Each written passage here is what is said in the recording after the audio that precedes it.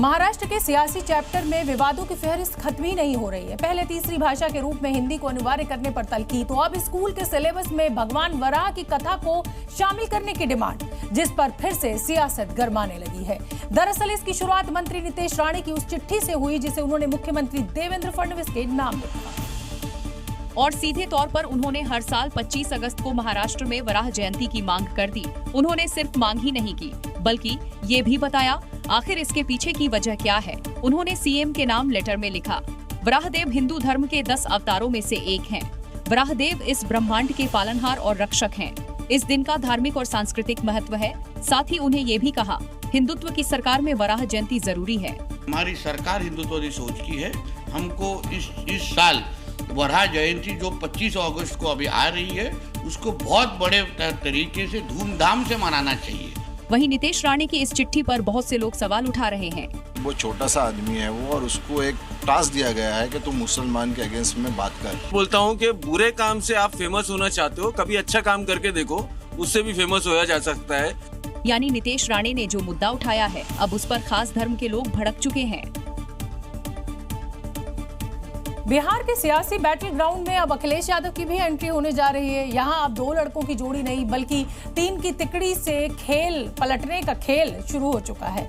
अभी तक राहुल गांधी और तेजस्वी यादव वोटर अधिकार यात्रा के जरिए चुनाव आयोग को निशाने पर ले रहे थे, लेकिन अब अखिलेश यादव भी इस यात्रा में शामिल होंगे और चुनाव आयोग वर्सेस विपक्ष की लड़ाई को धार देंगे। इसकी शुरुआत सीतामढ़ी से होगी, जिसका काउंटडाउन शुरू हो चुका है। अखिलेश यादव को यकीन है, जिस तरह यूपी के लोकसभा चुनाव में 2 लड़कों की जोड़ी को जबरदस्त समर्थन मिल चुका है, कुछ उसी अंदाज में एक बार फिर वो बिहार में पीडीए का झंडा बुलंद करेंगे और राहुल गांधी तेजस्वी यादव के साथ जातीय समीकरण को साधने की कोशिश करेंगे।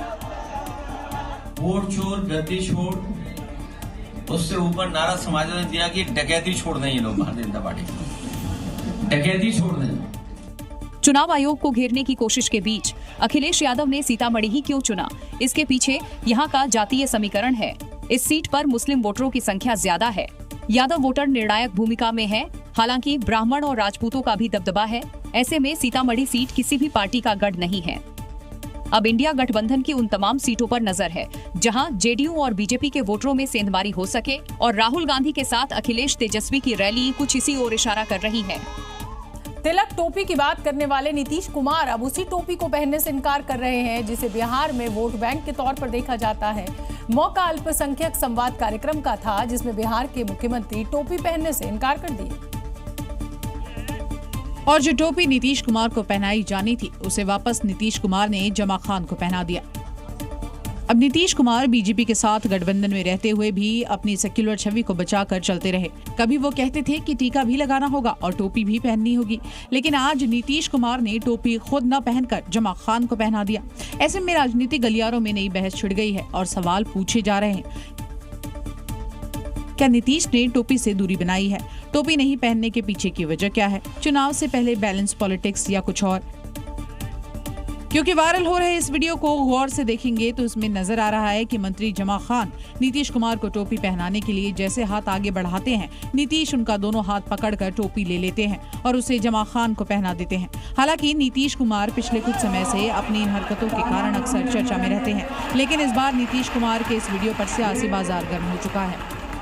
बिहार के मुख्यमंत्री नीतीश कुमार के सामने मदरसा शिक्षकों ने आज जमकर हंगामा किया। बकाया वेतन न मिलने पर पर्चे तक लहराए। मदरसा शिक्षक नीतीश कुमार को ज्ञापन सौंपने आए थे, लेकिन मदरसा शिक्षकों को पहले ही रोक दिया, जिसके बाद वहां टीचरों ने हंगामा शुरू कर दिया और नारेबाजी करने लगे। दरअसल सीएम नीतीश कुमार मदरसा शिक्षा बोर्ड के कार्यक्रम में पहुंचे थे। इस दौरान मदरसा शिक्षक बकाया वेतन को लेकर ज्ञापन देना चाहते थे, लेकिन उन लोगों को रोक दिया गया, जिसके बाद वहां मौजूद लोगों का गुस्सा भड़क गया।